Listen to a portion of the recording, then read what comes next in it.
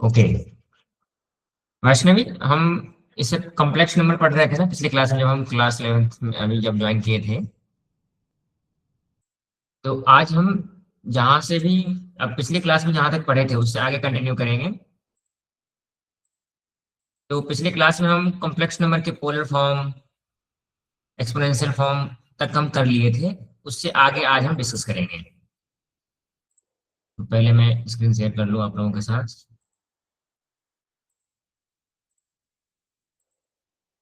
Yes. तो आज का जो हमारा सबसे पहला टॉपिक है, जब लास्ट क्लास में हम डिस्कस कर चुके हैं 1.3 एक्सरसाइज से पहले तक के सभी टॉपिक्स हम डिस्कस कर चुके हैं। That is representation of a complex number in the polar form and then representing the complex number in the exponential form. अब हम उससे आगे चलेंगे। तो जो आज का हमारा सबसे पहला टॉपिक है वो है डी मोवरस थ्योरम्स। तो डी मोवरस थ्योरम्स क्या होता है? तो देखो यहाँ पे क्या है ना कि सपोज आपको दो कॉम्प्लेक्स नंबर दिए गए हैं। जैसे पहला कॉम्प्लेक्स नंबर है Z1, और हम इस कॉम्प्लेक्स नंबर को अभी ना एक्सपोनेंशियल फॉर्म में लिख रहे हैं। पहले मैंने लास्ट क्लास में मैंने आपको बताया था ना कि किसी भी कॉम्प्लेक्स नंबर को हम इस फॉर्म में लिख सकते हैं, r × e⁻⁷ ये है हमारा कॉम्प्लेक्स नंबर का एक्सपोनेंशियल फॉर्म।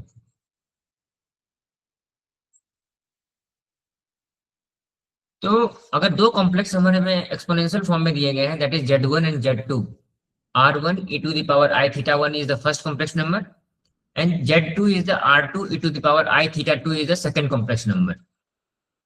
तो यहाँ पे कह रहा है कि जब हम इस प्रकार से दो कॉम्प्लेक्स नंबर को मल्टीप्लाई करेंगे इन एक्सपोनेंशियल फॉर्म तो क्या होगा। तो देखो हम पहले कॉम्प्लेक्स नंबर लिख सकते हैं r1 e⁻⁷ into r2 e⁻⁷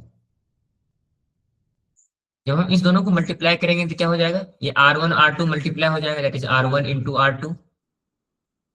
और हम एक चीज, और इसके बाद ये एक्सपोनेंशियल फॉर्म में है ना, इसको हम लिख सकते हैं e⁻⁷ प्लस i⁻²। ये कैसे हुआ कि हम एक जानते हैं ना कि जब भी कोई एक्सपोनेंशियल फॉर्म में मल्टीप्लाई होता है तो पावर हमेशा ऐड हो जाता है। कहने का मतलब है सपोज a⁻x है, अगर हम इसको a⁻y से मल्टीप्लाई करें, हम इसको लिख सकते हैं ना a⁻x + y। इसी प्रकार से यहाँ पर भी ये दोनों जो है जो भी पावर में है वो दोनों ऐड हो जाएंगे। इसको हम फाइनली लिख सकते हैं, that is r1 into r2 e⁻i common ले लेंगे हम, θ1 प्लस θ2। तो वही देखो यहाँ पर फाइनल रिजल्ट निकल के आया ना, r1 into r2 e⁻i θ1 plus θ2। मतलब कहने का मतलब है कि if we multiply two complex number then their modulus get multiplied, that is r1 into r2 gets multiplied and the arguments get added। argument मैंने आपको बताया था ना, θ1 and θ2 is argument। so जब हम दो कॉम्प्लेक्स नंबर को मल्टीप्लाई करते हैं तो उसके मॉडुली मल्टीप्लाई हो जाते हैं और आर्गुमेंट दोनों ऐड हो जाते हैं। उसी प्रकार से अगर हम निकालेंगे Z1 डिवाइडेड बाय Z2, तो जब हम इसको सॉल्व करेंगे तो हमारा ये निकल के आएगा कि r1 divided by r2 into e⁻i θ1 minus θ2। यहां पर क्या हो रहा है कि जब दो कॉम्प्लेक्स नंबर को हम डिवाइड कर रहे हैं, their modulo gets divided and arguments gets subtracted. तो ये दोनों आपको ध्यान रखना है कि Z1 इंटू Z2 किस फॉर्म में आता है और Z1 डिवाइडेड बाय Z2 किस फॉर्म में आता है, क्योंकि हम इसका यूज अभी आगे करेंगे क्वेश्चन पेपर को सॉल्व कर रहे हैं। तो ये तो तब हो गया जब एक्सपोनेंशियल फॉर्म में लिखा गया। इस एक्सपोनेंशियल फॉर्म से पहले मैंने आपको सिखाया था मॉडुलर फॉर्म में लिखने के लिए। तो वो क्या है, एक कॉम्प्लेक्स नंबर को हम पोलर फॉर्म में, तो पोलर फॉर्म में हम कैसे लिखते हैं, r cos θ plus i sin θ। तो अब ये कह रहा है कि अगर हमें इसके कुछ एक्सपोनेंशियल पावर दिए जाए तो उसको कैसे सॉल्व करेंगे। फॉर एग्जाम्पल अगर आपको ऐसे पूछा जाए फाइंड z⁴n, मतलब r cos θ plus i sin θ whole to the power n, अगर इस फॉर्म में आपसे पूछा जाए तो इसको कैसे सॉल्व करेंगे। तो डी मोवरस ने एक थ्योरम दिया है, हमें इसके प्रूफ की जरूरत नहीं है, प्रूफ आपके आगे सब्सिक्वेंट चैप्टर में आ जाएंगे। फिलहाल हम बस इसके फाइनल फॉर्म को पढ़ लेते हैं कि क्या होता है। तो इसका फाइनल फॉर्म निकल के इस प्रकार से आता है कि अगर हम इसके n पावर लिखते हैं तो हम इसको लिख सकते हैं r⁴n into cos n theta plus i sin n theta. ये होता है हमारा z⁴n की फॉर्मूला। इसके प्रूफ्स आपको आगे कुछ चैप्टर में मिल जाएंगे। अभी बस हमें ये फॉर्मूला ध्यान में रखना है और हम इस फॉर्मूला को यूज करते हुए आगे क्वेश्चन सॉल्व करेंगे। तो अभी हम सीधे चलते हैं कि इस फॉर्मूला को हम यूज कैसे करेंगे।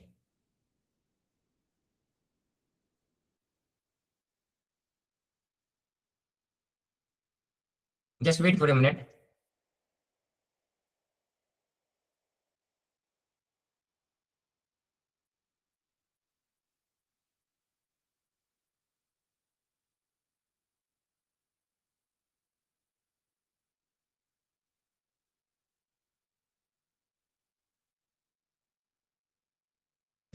तो देखो हमारा सबसे पहला एग्जांपल है, यहाँ पे देखो ये जो तीन एग्जांपल आपको दिए गए ना, ये तीनों एग्जांपल इस डिमोवरिस फॉर्मूला को यूज करने के लिए है। For example cos theta plus i sin theta whole to the power 5।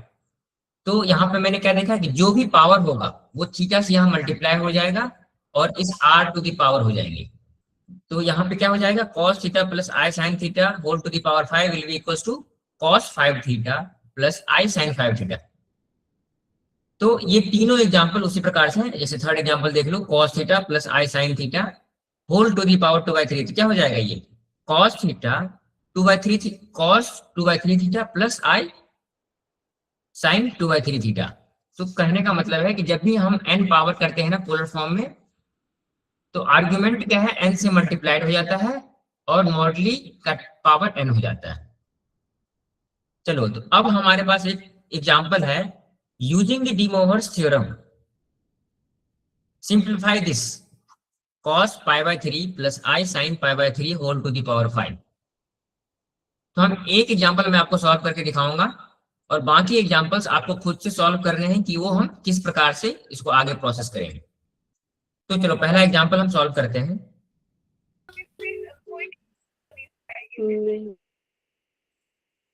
Yes, किसी बच्चों को कोई प्रॉब्लम है? ओके, तो हम कंटिन्यू करते हैं क्लास। तो सबसे पहला हमारा एग्जांपल है cos π/3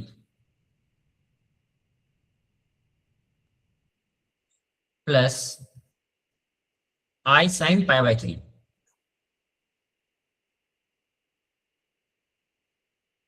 whole to the power 8। अब देखो ये जो हमें कॉम्प्लेक्स नंबर दिया गया है ये क्या है, एक पोलर फॉर्म में है। अब हमें इसके पावर 8 निकालने हैं।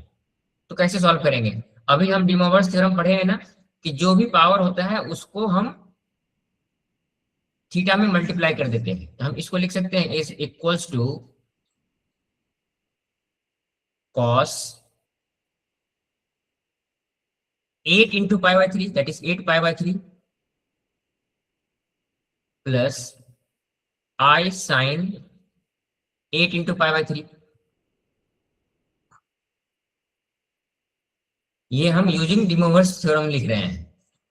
तो अब देखो cos 8 π/3 प्लस i साइन 8 π/3। तो यहाँ पर मैं आपको बताना चाहता हूँ कि इसमें देखो ये क्वाड्रेंट में बनाया हूं, तो ये एक साइकिल जब हम कंप्लीट करते हैं ना ये 2 पाई होता है,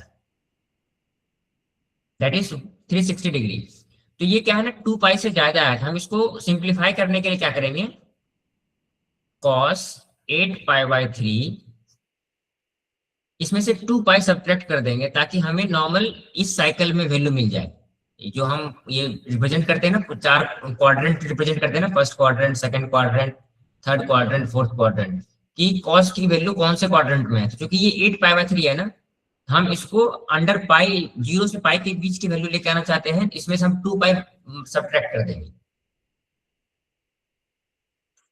प्लस i साइन 8 π/3 -2 पाई।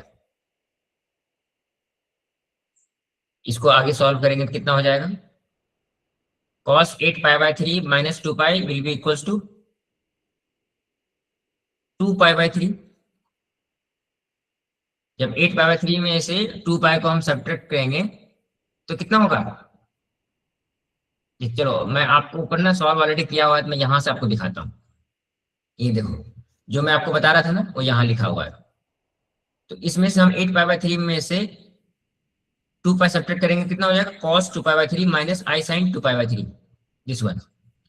तो 2 पाई बाय 3 को हम पाई माइनस पाई बाय 3 के फॉर्म में लिख सकते हैं। चलो मैं आपको लिख के ही समझाता हूँ तो और बेहतर समझ में आएगा। तो हम आगे और लिख सकते हैं क्या, plus i sine 2 pi by 3।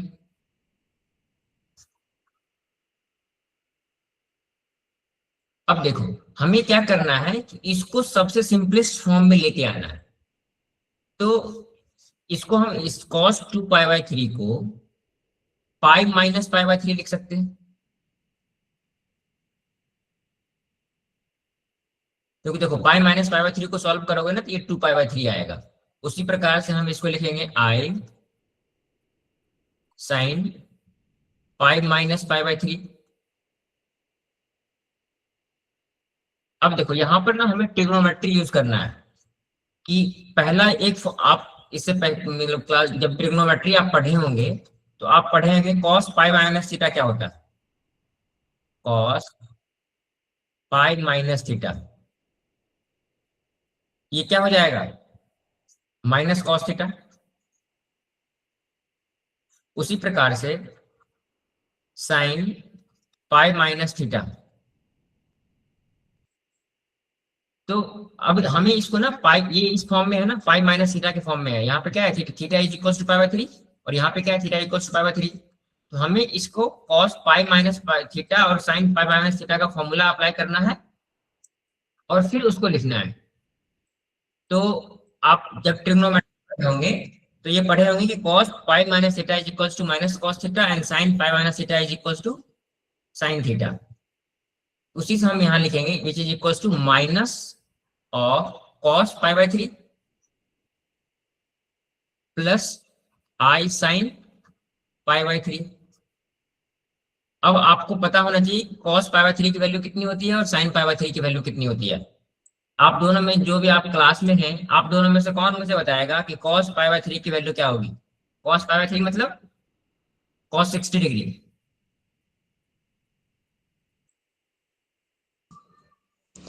1/2। Very good. तो कॉस 60 डिग्री की वैल्यू 1/2 हो जाएगी तो हम इसको लिख सकते हैं -1/2। चलिए उसी प्रकार से मुझे बताइए साइन 60 डिग्री की वैल्यू क्या हो जाएगी। 1। नो, साइन 60, साइन 91 होता है, साइन 60 डिग्री की वैल्यू मैं पूछ रहा हूँ। √3/2 समझ में आया। साइन 60 की वैल्यू कितनी होती है, √1/2। √3/2। Okay sir, sorry. Yes. So here we will write √3/2। तो देखो अभी जो हम ये क्या कर रहे थे कि हमें एक एग्जांपल जो ये दिया गया था, using De Moivre's theorem solve this one. तो इस प्रकार से हम इसको सिंप्लीफाई करेंगे और जब फाइनली हमें निकल के आंसर निकल के आएगा वो हो जाएगा -1/2 प्लस √3/2। अब देखो ये एक कॉम्प्लेक्स नंबर निकल के आया ना हमारा। तो जैसे हम एक एग्जांपल अभी सॉल्व किए हैं उसी प्रकार से आपको 3 एग्जांपल दिए गए हैं, 1 2 3। सेकेंड एंड थर्ड एग्जांपल आप लोग खुद से सॉल्व करेंगे। देखो यहाँ पे भी फाइनली हमें जो निकल के आया, देखो ये फाइनल आंसर आया ना यहाँ भी इस एग्जांपल को सॉल्व करने का। यही मैंने आपको अभी सॉल्व करके बताया। Sir, can you please revise this again? Okay, this solution. Yes, sir. Okay I am just repeating this solution. See अभी जो मैंने आपको लिख के दिखाया है ना वो मैं आपको दिखा देता हूँ। ये देखो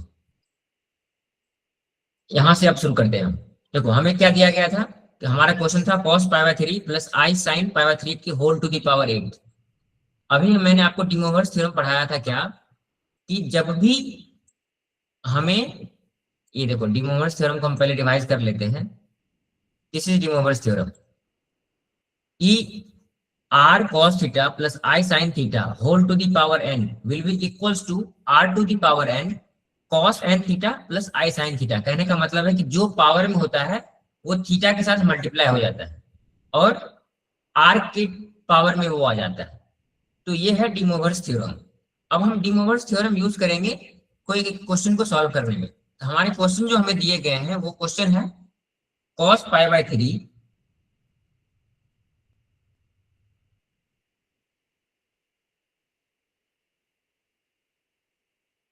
and plus I sin π/3 whole to the power 8।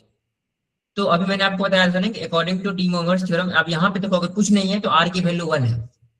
तो जब हम इसको सिंप्लीफाई करेंगे तो इसको हम लिख सकते हैं 1 to the power 8 cos 8 into π/3 plus I sin 8 into π/3। अब हम इसको आगे सॉल्व करेंगे। 1 टू द पावर 8 तो कुछ नहीं होगा, तो हम यहाँ पे कुछ नहीं लिख रहे हैं। cos 8 π/3 plus I sin 8 π/3। अब मैंने आपको यहाँ पर क्या बताया कि चूंकि ये 8 π/3 है ना, तो देखो ये जो हम एक क्वाड्रेंट बनाते हैं, एक क्वाड्रेंट का जो कंप्लीट साइकिल होता है ये इसकी वैल्यू 2 पाई होती है। 2 पाई मतलब 360 डिग्री। चूंकि 8 π/3 ये 2 पाई से लार्जर है, हम इसको क्या करेंगे कि 0 टू पाई 2 पाई के बीच में लेके आने के लिए क्या करेंगे, हम इसमें से 2 पाई सब्ट्रैक्ट कर देंगे। That is 8 π/3 minus 2 pi, 8 π/3 minus 2 pi. तो जब हम ये 2 पर सब्ट्रैक्ट करेंगे तो हमारे निकल के क्या वैल्यू आ जाएगा, cos 2 π/3। और उसी प्रकार से यहाँ हो जाएगा sin 2 π/3। अब देखो हमें हमारा पर्पस क्या है, इसको सॉल्व करना। तो हमें चूंकि पाई से लेके π/2 तक cos का वैल्यू पता है ना, हमारा पर्पस है कि cos पाई और π/2 के बीच की वैल्यू आ जाए ताकि हम उसके फाइनल फॉर्म को लिख सके। तो हम 2 π/3 को पाई माइनस π/3 लिख सकते हैं ना। क्यों कि पाई माइनस π/3 को अगर हम सॉल्व करें तो कितना आ जाएगा, देखो 3 pi minus pi that is equals to 2 π/3। इसलिए हम 2 π/3 को हम इस फॉर्म में लिख सकते हैं पाई माइनस π/3, और साइन को हम लिख सकते हैं साइन पाई माइनस π/3। अब हम ट्रिग्नोमेट्री में पढ़े हैं कि cos पाई माइनस थीटा, देखो यहाँ पर मैंने आपको लिख के बताया है कि cos pi minus theta is equals to minus of cos theta. ये आप ट्रिग्नोमेट्री के क्लास में पढ़े होंगे। और उसी प्रकार से sin pi minus theta is equals to sin theta. हम इस फॉर्मूला को यहाँ पर अप्लाई करेंगे। तो यहाँ पे cos pi minus π/3 will be equals to minus of cos π/3 plus I sin pi minus π/3 equals to I sin π/3। अब हमें cos π/3 की वैल्यू पता है 1/2 और sin π/3 की वैल्यू पता है √3/2। So final answer will be -1 plus I √3/2. So this is a final simplified form of the complex number given to us. Okay sir. Okay. Thank तो you. इसी वेलकम। इसी प्रकार से हमें दो और एग्जाम्पल आपके बुक में दिए गए हैं। तो अब आप क्या करेंगे, इस दोनों एग्जाम्पल को, example number 2 and example number 3 already आपके बुक में सॉल्व किया हुआ है, लेकिन आप बिना देखे खुद से सिंप्लीफाई करने की कोशिश करेंगे। अगर कहीं प्रॉब्लम होता है तो फिर बुक का रेफरेंस लीजिए, नहीं तो आप अगली क्लास में मुझसे पूछ सकते हैं। चलिए अब हम कॉम्प्लेक्स नंबर का जो सबसे फाइनल टॉपिक है हमारा, हम उस पर चलते हैं। That is cube root of unity, कि 1 के क्यूब रूट हम कैसे निकालेंगे। यह है कॉम्प्लेक्स नंबर का हमारा फाइनल फॉर्म, फाइनल टॉपिक है, और आज हम कॉम्प्लेक्स नंबर खत्म कर देंगे। तो चलो अब हम पढ़ते हैं कि क्यूब रूट ऑफ यूनिटी कैसे निकालते हैं। तो सपोज हम मान लेते हैं कि x cube is equals to 1, means x is any number and we are assuming x cube is equals to 1। तो इसको अगर हम इक्वेशन में अगर 1 को इधर लेके आए, हम इसको लिख सकते हैं x cube minus 1 is equals to 0। अब देखो, अब आपको ना इसको आगे फॉर्म में रिड्यूस करने के लिए एक फॉर्मूला पता होना चाहिए, that is a cube minus b cube. A cube minus b cube का क्या फॉर्मूला होता है, that is a minus b into a square plus a b plus b. ये ए माइनस बी क्यूब का formula होता है। तो हम ये फॉर्मूला हम इसमें इस इक्वेशन में लगाएंगे। देखो इस इक्वेशन को हम इस प्रकार से लिख सकते हैं एक्स क्यूब और 1 को हम लिख सकते हैं 1 cube. So x cube minus 1 cube equals to 0। तो अब हम अगर हम ये फॉर्मूला जब अप्लाई करेंगे तो हम इसको लिख सकते हैं एक्स माइनस 1 इंटू ये a square plus a b plus b square. A square क्या हो जाएगा x square plus a b, a और बी की वैल्यू कितनी है 1 एंड एक्स, तो a x into 1 will be x plus 1 square that is 1। तो अब हम इसको लिख सकते हैं इक्वल्स टू 0। अब देखो इस इक्वेशन से हम यहाँ पे हमें दो चीज निकल के आएगा। पहला x minus 1 is equals to 0 और x square plus x plus 1 equals to 0। क्यों कि जब हमें दिया जाता है ना कि a into b equals to 0, तो either a is equals to 0 और b इक्वल्स टू 0। तो इसी तरीके से हम यहां पर लिख सकते हैं x minus 1 into x square plus x plus 1 equals to 0 means either this value is 0 और दिस वैल्यू इज 0। तो अब हम दोनों इक्वेशन को सॉल्व करेंगे। तो पहला इक्वेशन को जब हम सॉल्व करेंगे तो यहां से हमारा निकल के आ जाएगा x इक्वल्स टू 1 और दूसरा ये एक क्वाड्रेटिक इक्वेशन है। इससे पिछले वाली क्लास में मैंने आपको सिखाया था कि क्वाड्रेटिक इक्वेशन का सॉल्यूशन कैसे निकालते हैं। एक फॉर्मूला मैंने आपको बताया था ना, minus b plus minus under root b square minus 4ac divided by 2a। वही फॉर्मूला लगा, मैं अभी डिटेल सॉल्यूशन उस फॉर्मूला को लगा के नहीं बता रहा हूं, मैं फाइनल फॉर्म बता रहा हूं। तो अगर आपको यहां देखना है, देखो ये फॉर्मूला यहां पर लगाया हुआ है। यहाँ पे कौन सा फॉर्मूला लगाया हुआ है, minus b plus minus under root b square minus 4ac divided by 2a। तो देखो यहाँ पे b की वैल्यू कितनी है इस इक्वेशन में, x square plus x plus 1 में b की वैल्यू कितनी है 1। तो minus 1 plus minus under root 1 square minus 4 into 1 into 1। a की वैल्यू भी 1 है और c की वैल्यू भी 1 है डिवाइडेड बाई 1। तो जब हम इसको सॉल्व करेंगे हमें फाइनल निकल के क्या आ जाएगा, ये मैं यहाँ पे फाइनल फॉर्म लिख रहा हूँ, x is equals to minus 1 plus minus under root minus 3 divided by 2।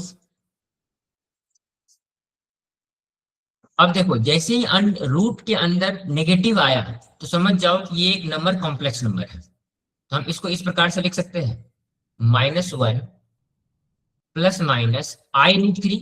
हमें पता है ना आई की वैल्यू अंडर रूट माइनस 1 होता है, आई रूट 3 डिवाइडेड बाई 2। तो यहां से हमें दूसरा और तीसरा रूट मिल जाएगा, that is x2 equals to minus 1 plus i root 3 divided by 2। And जो तीसरा रूट मिलेगा हमें x3 will be equals to minus 1। यहाँ पे देखो ये प्लस माइनस 1 है दोनों, एक वैल्यू मिल जाएगा हमें प्लस के लिए, दूसरा वैल्यू मिल जाएगा हमें माइनस के लिए, minus i root 3 divided by 2। अब देखो हमें तीन रूट मिल गए ना। पहला रूट है x equals to 1, so this is the first root, this is second root and this is third root। अब मैं आपको एक चीज प्रूफ करके दिखाऊंगा कि minus of i plus i root 3 divided by 2 अगर हम इसका स्क्वायर करते हैं तो ये x3 के बराबर आ जाएगा। वो आपको बुक में भी सॉल्व करके दिखाया हुआ है, देखो यहाँ। So we have cube root of unity equals to this one, 1 minus 1 plus i root 3 divided by 2 minus 1 minus i root 3 divided by 2। तो इस तीन रूट में क्या है, one root is real, one is real and other two roots are the complex conjugate. अब तो ये देखो ये जो पहला नंबर है minus 1 plus i root 3 divided by 2 और minus 1 minus i root 3 divided by 2, क्या ये एक दूसरे का कंजुगेट है। मैंने आपको बताया था ना a प्लस आई बी एक कॉम्प्लेक्स नंबर है, इसका कंजुगेट क्या हो जाता है a माइनस आई बी।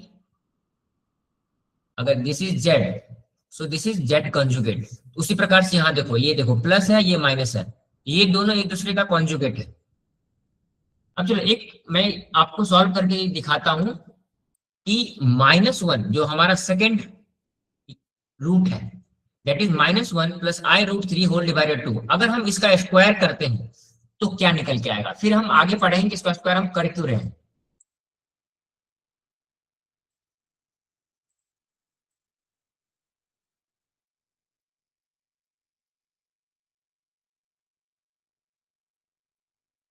ये देखो, तो जब हम इसका स्क्वायर करेंगे ए प्लस बी का होल स्क्वायर करेंगे, सो ए प्लस बी का whole square, a square plus b square plus 2ab plus b square, तो 1/2 को हम बाहर लेके चले जाएंगे, तो ये इस प्रकार से आएगा 1/2 का होल स्क्वायर इंटू -1 का whole square plus 2ab that is 2 into -1 और b is i root 3 plus i root 3 whole square, that is ये एक्सपेंडेड फॉर्म है a plus b whole square. तो ये निकल के आएगा, जब हम इसको सॉल्व करेंगे आगे तो क्या हो जाएगा 1/4 divided by 1 minus 2i root 3 minus 3। So देखो अब ये फाइनल सॉल्यूशन के बाद हमारा क्या निकल के आएगा -1 minus i root 3 divided by 2, और यही हमारा तीसरा रूट भी है, जो थर्ड रूट हमारा निकल के आया था यही था। तो इसका मतलब क्या था कि 1 plus i root 3 divided by 2 का अगर हम स्क्वायर करते हैं तो वो हमारा थर्ड रूट निकल के आता है। अब हम ऐसा कर क्यों रहे हैं, ताकि हम इसके तीनों रूट को ना ओमेगा के फॉर्म में लिख सके। तो अब हम अगर इसको ऐसे लिखें तो हमें तीन रूट क्या मिले थे, पहला रूट था हमारा 1, दूसरा रूट था -1 plus i root 3 divided by 2, ये हमारा दूसरा रूट है, और तीसरा रूट क्या है -1 minus i root 3 divided by 2। अब देखो देखो पहला रूट हमारा 1, दूसरा root -1 plus i root 3 divided by 2। अब ये जो है -1 माइनस आई रूट 3 किसके बराबर है, -1 plus i root 3 divided by 2 के स्क्वायर के बराबर है। अभी हमने जस्ट स्क्वायर निकाला था तो ये निकल के आया ना, हम इसको लिख सकते हैं -1 plus i root 3 divided by 2 का होल स्क्वायर। क्यों, हम इसका जब स्क्वायर निकाले थे तो हमारा ये निकल के आया था। तो अब देखो, अब हम क्या करेंगे ना,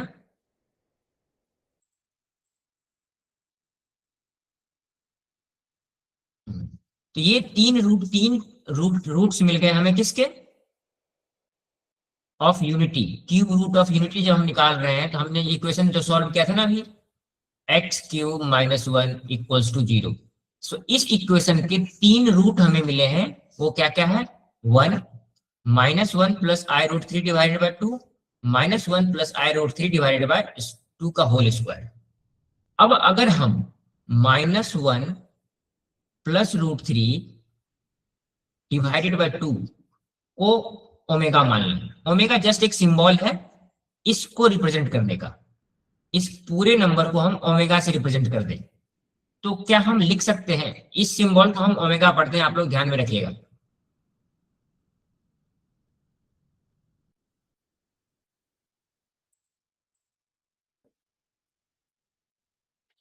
तो अगर हम इसको ओमेगा से रिप्रेजेंट करें तो हम फाइनली इसको लिख सकते हैं इक्वल्स टू, अब तीन रूट क्या क्या है, पहला रूट है 1, दूसरा रूट क्या है -1 plus i root 3 divided by 2 जिसको हम ओमेगा माने हैं, तो second root will be omega, and third root क्या है -1 plus i root 3 divided by 2 का होल स्क्वायर, और इसकी वैल्यू हम ओमेगा मान चुके हैं, तो third root will be omega square.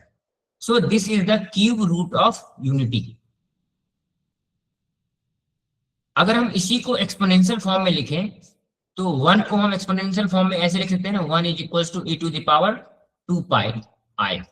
ये 2 पाई i क्यों आया, आप लोग 1 एक कॉम्प्लेक्स नंबर है, suppose z is equals to 1, इसको हमने आपको कॉम्प्लेक्स नंबर फॉर्म में लिखना सिखाया है, तो आप सॉल्व करेंगे z इक्वल्स टू 1 को कॉम्प्लेक्स फॉर्म में रिप्रेजेंट करने पे क्या ये आ रहा है या नहीं आ रहा है।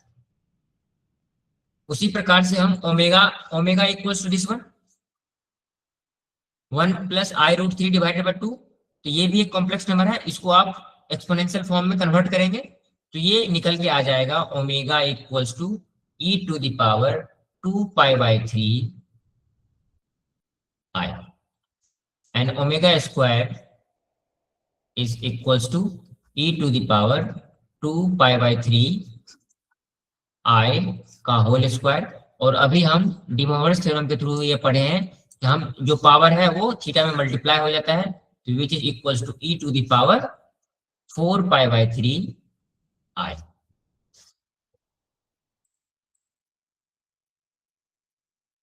तो ये क्या निकल के आया हमारा 1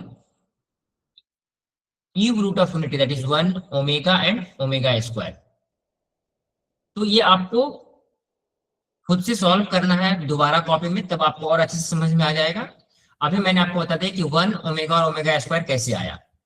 तो एक बार जब हम क्यूब रूट ऑफ यूनिटी पढ़ चुके हैं, that is 1 omega and omega square, अब हम पढ़ेंगे कि ओमेगा के और क्या क्या प्रॉपर्टीज हो सकते हैं। मतलब जैसे इससे पहले हमने जितनी भी थ्योरम्स पढ़े हैं उन सभी की प्रॉपर्टीज पढ़े हैं ना, जैसे कि addition subtraction of the complex number, उसके हमने प्रॉपर्टीज पढ़े थे, वो किस प्रकार से बिहेव करता है, उसी प्रकार से हम ओमेगा की प्रॉपर्टी पढ़ेंगे अब।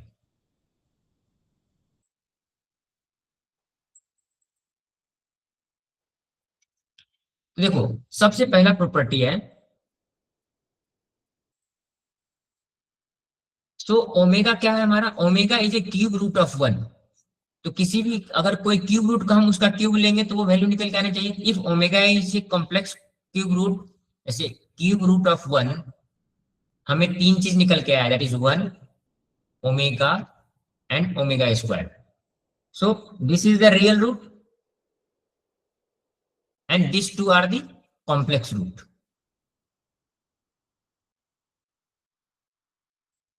So omega is a complex cube root of 1. So if omega is complex cube root of 1, so omega cube will be equals to 1.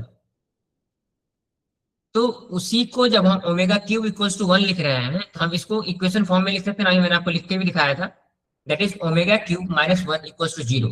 जब हम इसको एक्सपेंड करेंगे, that is a cube minus b cube equals to 0। जब हम इसको expand करेंगे, that is a minus b into a square plus a b plus b square equals to 0। तो ये फॉर्म हमारा निकल के आएगा, that is omega minus 1 into omega square plus omega plus 1 equals to 0। तो यहां से हमें दो इक्वेशन मिल जाएंगे, that is omega equals to 1 और omega square plus omega plus 1 equals to 0।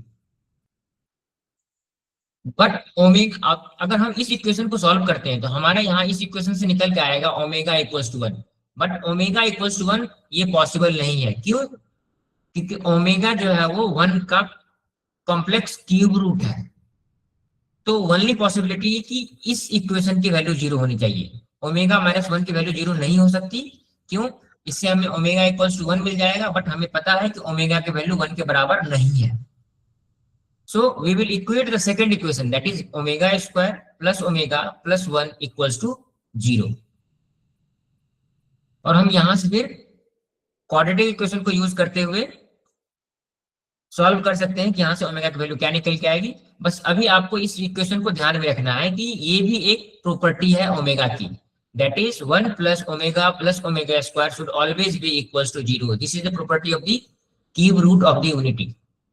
Now the third property is that omega square is equals to 1 upon omega and 1 upon omega square equals to omega. ये सभी property आपको proof नहीं करना है, इस class में आपको ये सभी प्रॉपर्टी ध्यान में रखना है और इस प्रॉपर्टी का आप यूज कर पाएंगे आगे जब एक्सरसाइज के क्वेश्चंस जो आपको दिए गए हैं ना, उस क्वेश्चन को सॉल्व करने के लिए। अभी हम थोड़ी देर में देखेंगे कुछ क्वेश्चन सॉल्व करके हम इसका इस्तेमाल कैसे करेंगे ओमेगा की प्रॉपर्टीज का।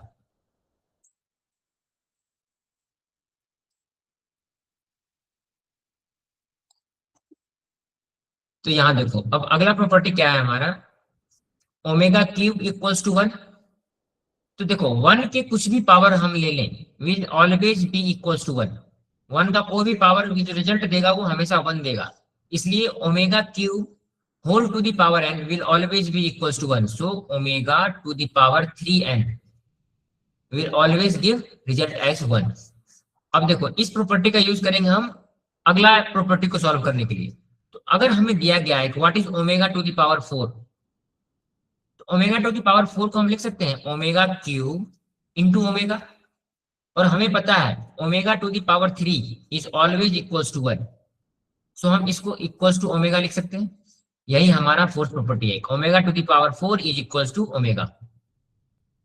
इसको हम इन जनरल फॉर्म में कैसे लिखेंगे, कभी भी omega to the power 3n plus 1 होगा। अगर इस फॉर्म में ओमेगा का पावर है तो will always be equals to omega.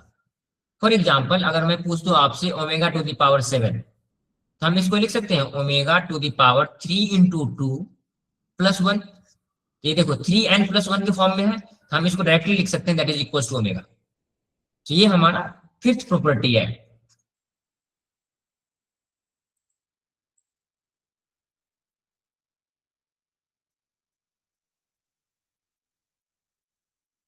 Next omega to the power 5। अगर अब मैं पूछूं आपसे कि find omega to the power 5, omega to the power 5 अगर हमें निकालना है हम इसको इस प्रकार से लिख सकते हैं omega square into omega cube is equals to omega square. अब हमें पता है कि ओमेगा क्यूब की वैल्यू 1 है into 1, so which is equals to omega square. तो इसका अब हम इसका एंड रिजल्ट क्या हो जाएगा, कोई भी ओमेगा का पावर अगर इस फॉर्म में है 3n प्लस 2, अगर हमें ओमेगा की पावर इस फॉर्म में पूछी जाए हम डायरेक्टली इसको लिख सकते हैं which is equals to omega square. For example मैं आपसे पूछूं find omega to the power 8,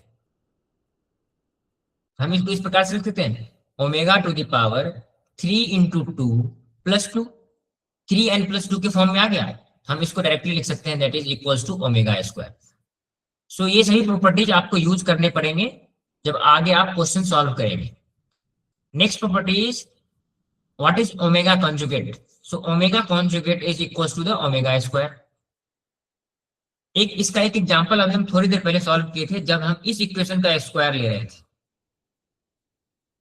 इस इक्वेशन का जब हम स्क्वायर लिए थे तो हमारा निकल के क्या आया था, -1 minus i root 3 divided by 2। अब देखो ये इसका कॉन्जुगेट है कि नहीं, देखो -1 plus i root 3 divided by 2 है और इसका कॉन्जुगेट क्या हो जाएगा -1 minus i root 3 divided by 2। तो ये प्रॉपर्टी यहीं से आया है that is omega square is equal to the conjugate of omega. Same उसी का अगला प्रॉपर्टी है if we take square of the conjugate then we will get omega. So this is the 8th property of omega. आपको ये सभी properties ध्यान में होनी चाहिए तभी आप क्वेश्चंस को अच्छे से सॉल्व कर पाएंगे। Now coming to the next topic of today is set of point in a complex plane. हम बिगिनिंग में पढ़े थे ना किसी भी कॉम्प्लेक्स नंबर को कॉम्प्लेक्स प्लेन में कैसे डिनोट करते हैं।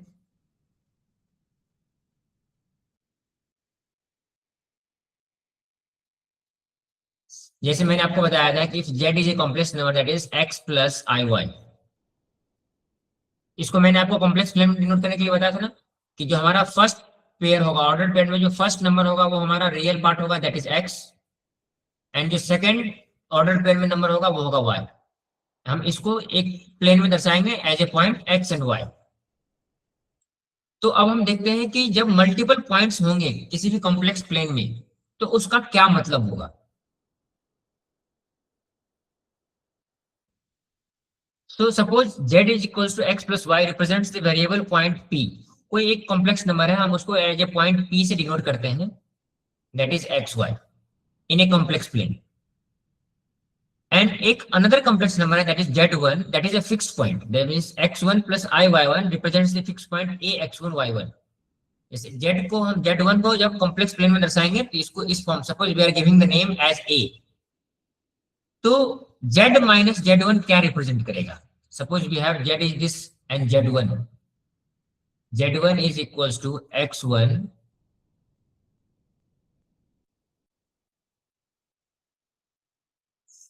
plus i y1। तो जब हम इसको कॉम्प्लेक्स नंबर को डिनोट करेंगे, suppose this is the P and this is a एक दोनों एक पॉइंट है, that is A is x1 y1 and p is xy। तो जब हम z माइनस z1 मतलब दो कॉम्प्लेक्स नंबर को सब्ट्रैक्ट करके z माइनस z1 का कॉन्जुगेट लेंगे, तो ये फिजिकली क्या रिप्रेजेंट करेगा? So z minus z1 will represent the length of arc AP। यहां पर जैसे आपको ये दिखाया गया है, suppose this is a point P which represents z, एक कॉम्प्लेक्स नंबर है, और this is a point A which represents z1 another complex number. So if we find z minus z1 modulus of z minus z1, तो उसका क्या meaning है? सो इसकी जो value निकल के आएगी ना, वो इस दोनों पॉइंट के बीच का डिस्टेंस होगा।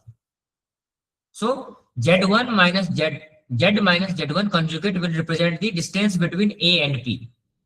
AP की लेंथ हमें मिल जाएगी इस दोनों को सब्ट्रैक्ट करने के बाद, उसका कंजुगेट अगर हम मॉडुलस निकालें तो। उसी प्रकार से अगर z minus z1 equals to a, so ये क्या रिप्रेजेंट करेगा? Modulus of z minus z1 is equals to a। अगर यहाँ पे इक्वल्स टू कोई एक कांस्टेंट नंबर आता है, so it will represent a circle with centre at a and radius as a।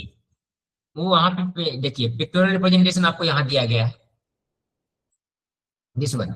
इससे हम क्या समझ सकते हैं? Suppose this is a point pxy, so this is a point representation of complex number that is z, और a suppose ये एक point है, और which is representing z1 complex number.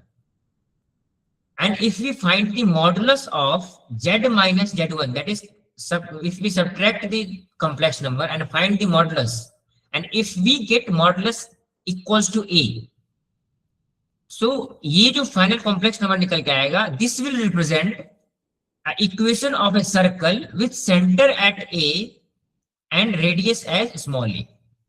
ये कैसे होगा? जब हम आगे एग्जांपल सॉल्व करेंगे ना, तो देखना जब भी हम सॉल्व करेंगे तो उसका जो फाइनल फॉर्म निकल के आएगा वो standard form of the equation of a circle आएगा। And the third point is if we take the modulus of z minus z1 which is equal to z minus z2, अगर ये इस form में हम लिखते हैं, so what will this represent? This will represent a perpendicular bisector of a line joining the point A and B. Suppose this is point A and this is point B, and we have been given another complex number z. So अगर हम इस which is represented by PZ, so P is a point, A is a point and B is a point. अगर हम z minus z1 करें और इसका modulus लें, फिर z माइनस z2 करें और इसका मॉडुलस लें, if this two are equal, तो ये दोनों जो निकल कर आएगा ये क्या रिप्रेजेंट करेगा? दिस विल रिप्रेजेंट ये जो दो पॉइंट है ना a एंड b, इसके परपेंडिकुलर बाइसेक्टर। परपेंडिकुलर बाइसेक्टर का मतलब होता है कि suppose we have been given two points a and b, so perpendicular bisector का मतलब है कि एक ऐसा लाइन जो इस पॉइंट को ए बी पॉइंट को दो इक्वल भाग में डिस्ट्रीब्यूट करे और ये एंगल 90 डिग्री बने, इस लाइन को हम बोलते हैं perpendicular bisector. This line will be called as perpendicular bisector. So वही ये लाइन रिप्रेजेंट करेगा, this line will represent a perpendicular bisector of A and B, means it will divide this two line into two equal parts and it will make a angle of 90 degree. चलो इस तीनों property को हम ना एक example से समझते हैं।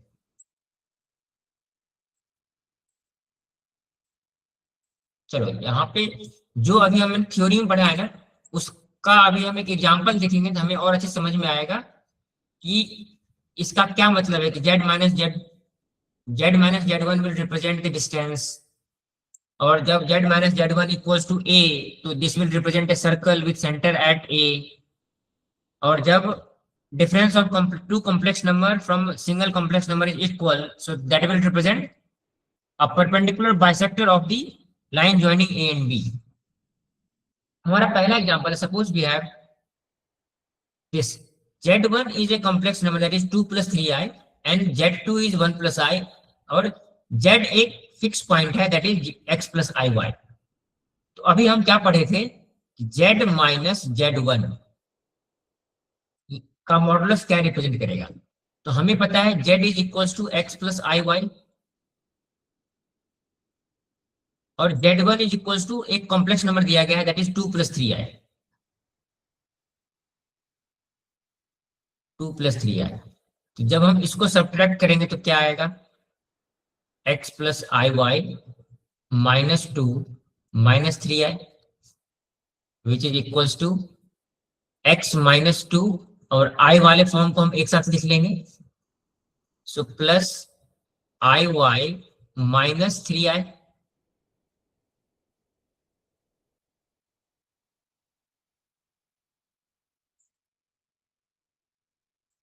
which is equals to x minus 2 plus I common ले लेंगे, so which will be equals to y minus 3। so ये हमें क्या मिल गया, z minus z1। अब हमें क्या निकालना है, z minus z1 का मॉडुलस निकालना है, और z minus z1 का मॉडुलस निकालने का फॉर्मूला में तो आया था, suppose z is equals to x plus i y. तो मॉडुलस ऑफ z क्या होता है, under root of x square plus y square. यही फॉर्मूला हम यहां पर लगाएंगे। तो z माइनस z1 में ये कॉम्प्लेक्स नंबर है that is x minus 2 is real part and y minus 3 is the imaginary part. तो हम सिंपली क्या करेंगे, इसका एक स्क्वायर रूट लेंगे, किसका, x माइनस 2 का whole square plus y minus 3 का होल स्क्वायर। अब देखो, अब हम इसको अगर सॉल्व करते हैं, ये जो हमें फाइनली फॉर्म निकल के आया है x minus 2 whole square plus under root y minus 3 whole square, ये एक स्टैंडर्ड इक्वेशन है to find the distance between point x y ऐसे। एक आप जब कोऑर्डिनेट ज्योमेट्री पढ़े होंगे तो सपोज एक पॉइंट हमें दिया गया है, one a is a point x y and B is a point, suppose B is a point 2 3। और अगर मैं आपसे पूछूं find the distance between A and B, find the length AB, तो इसका ये फॉर्मूला क्या होता है, under root of x1 minus x2 that is x minus 2, x1 minus x2 का whole square plus y1 minus y2 का whole square, so y minus 3 का whole square. So this is the formula to find the distance between a two point in a plane। तो जब हम Z1 minus Z2 का complex मतलब modulus लिए तो हमारी जो फाइनल फॉर्म निकल के आई वो ये निकल के आई है, और this represents a distance between the point XY and 2 3। अब देखो, इनिशियली जो हमने दो कॉम्प्लेक्स नंबर लिया था Z1 एंड Z, तो Z को अगर हम कॉम्प्लेक्स प्लेन में लिखें तो इसको हम लिख सकते हैं Z is equals to x y in a complex plane, और Z1 को हम एक कॉम्प्लेक्स प्लेन में लिखेंगे तो 2 3। अब देखो एक्स वाई और 2 3 के बीच अगर हम डिस्टेंस निकालें तो हमें इस फॉर्मूले से निकालना पड़ेगा, और सेम चीज आ रहा है जब हम Z माइनस Z1 का मॉडुलस ले रहे हैं। तो इससे हमें पता चल गया कि Z minus Z1 represents a distance between the point x y and 2 3। वही चीज हम पढ़े थे जब हम थ्योरी पढ़ रहे थे। यहाँ पे देखो, ये देखो, इसको मैं इरेज कर देता हूँ तो क्लियरली समझ में आए। अब देखो यहाँ पर क्या कहा गया है थ्योरी में कि Z x plus i y represents the variable point P x y and Z1 x1 plus i y represents the fix point A x1, then Z minus Z1 represents the length of AP। वही चीज हमें यहाँ पे proof हो गया। उसी प्रकार से जब आपको दिया गया है कि Z minus Z1 is equal to 5, हमने ये माना था ना कि जब modulus of the difference of two complex number अगर एक रियल नंबर आता है तो वो रिप्रेजेंट करता है circle with centre minus 1 and 1। जब हम इसको सॉल्व कर रहे हैं तो हमें फाइनल फॉर्म क्या निकल के आ रहा है, x plus 1 whole square plus y minus 1 whole square equals to 5 square. So and this is the standard form of a in the equation form that is circle. तो ये सॉल्व करने के बाद हमें मालूम चल गया कि z minus z1 represents a circle with centre at -1 and 1 with radius 5 equals to a है ना, a की वैल्यू यहाँ पर 5 है, तो that will be is radius 5। और उसी प्रकार से जो हम थर्ड प्रॉपर्टी पढ़े हैं उसके भी 3 कॉम्प्लेक्स नंबर हमने शुरू में माना है, आप इसको खुद से सॉल्व करेंगे। देखो यहाँ पर हमने ये 3 कॉम्प्लेक्स नंबर एग्जांपल माना है ना, this is z1 z2 and z। इसी तीनों कॉम्प्लेक्स नंबर को यूज करते हुए आप ये इक्वेशन सॉल्व करेंगे। You have to find z minus z1 का modulus and z minus z2 का मॉडुलस, और फाइनल एक इक्वेशन निकल के आएगा दिस वन। इसको आप अपने कॉपी में एज ए होमवर्क सॉल्व करेंगे, क्योंकि आपको मैंने मॉडुलस निकालना भी सिखाया है, difference of the complex number भी सिखाया है। तो उन सभी चीजों को यूज करते हुए आप सॉल्व करेंगे और जो final form of the equation निकल कर आएगा, तो this will represent a perpendicular bisector of the line joining 2, 3 and 1, 1। ये दोनों कहां से आया? This is the complex representation of z2 and this is the complex representation of z3। सो इस दो कॉम्प्लेक्स नंबर के पॉइंट जो है ना, ये a और b, तो z1 माइनस z1 और z माइनस z2 का जब दोनों को इक्वेट करेंगे तो जो इक्वेशन निकल कर आएगा that will represent a line which is perpendicular bisector। तो ये था हमारा ओवरऑल टोटल कॉम्प्लेक्स नंबर के जितने भी कंसेप्ट थे, हम आज कॉम्प्लेक्स नंबर हमारा खत्म हो गया। तो अब आपका काम है कि जितने भी सॉल्व एग्जांपल्स आपको बुक में दिए गए हैं उन सभी एग्जांपल्स को आप सॉल्व करेंगे, और आपके जो एक्सरसाइजेज हैं उनको आप सॉल्व करेंगे अगली क्लास में आने से पहले। आपको जो भी डाउट होगा हम अगली क्लास में उसको सॉल्व करेंगे, नहीं तो अगली क्लास में हम नया चैप्टर स्टार्ट करेंगे। आप सभी में से किसी को कुछ पूछना है?